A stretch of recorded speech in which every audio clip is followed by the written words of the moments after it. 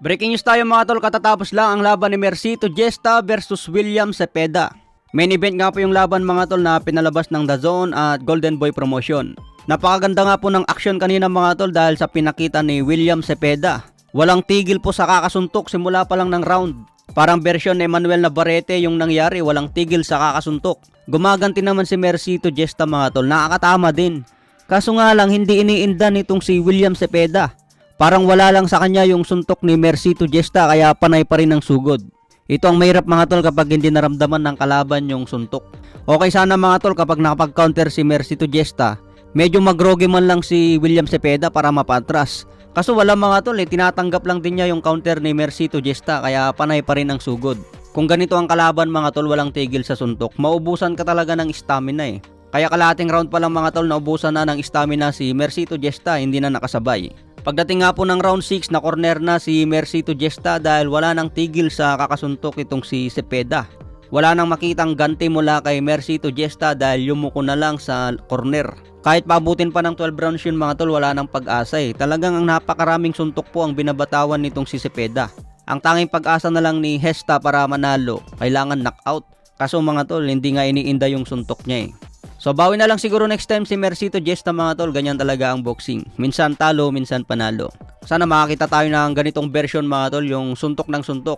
Kung matatandaan nyo si Pacman, ganyan din nung nagsisimula sa boxing. Sa ibang banda naman mga tol, trainer partner ni Terence Bud Crawford, sinabing walang karapatan ng Company Spence na magdemand ng rematch sa 154 pounds. Kung sakaling matuloy daw ang rematch, dapat mangyari na lang ito sa 147. Kung hindi daw papayag ang Company Spence, walang mangyayaring rematch. Sayang lang daw ang oras ni Crawford kung papayag sa 154. Kaya umaasa si Steven Nelson na hindi na lang papayag ang Company Spence sa 147. Mas interesado daw ngayon si Crawford na umakyat na lang sa 168 pounds laban kay Canelo o Jermell Charlo. History ang target ni Bud Crawford mga tol, malaking pera ang matatanggap niya kung si Canelo ang kalaban. Kung sakaling manalo pa si Crawford, legacy talaga yan dahil 3 division undisputed. Plus pound for pound pa ang tinalo. Tungkol naman kay Spence mga tol, wala na rin siyang magagawa kung ano ang demand ni Crawford dahil siyang panalo. Kaya lahat ng kondisyones manggagaling kay Bud Crawford. Kaya mukhang hindi napapalag si Spence sa 147. Mas mahirapan lang kung pipilitin ang katawan.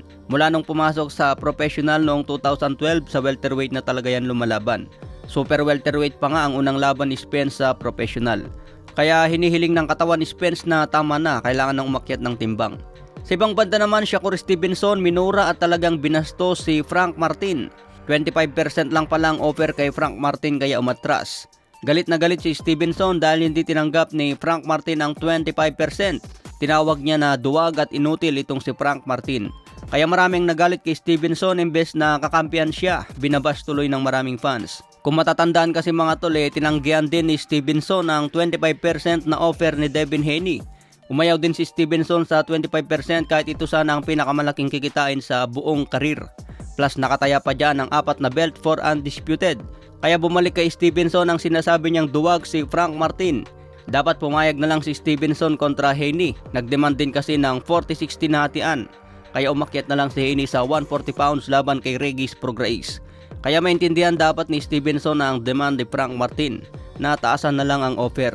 Pero binanggit nga ni Martin mga tol 50-50 ang hatian. Hindi naman pwedeng 50-50 mga tol. Pwede pa siguro 35-75 o 40-60 para kay Frank Martin.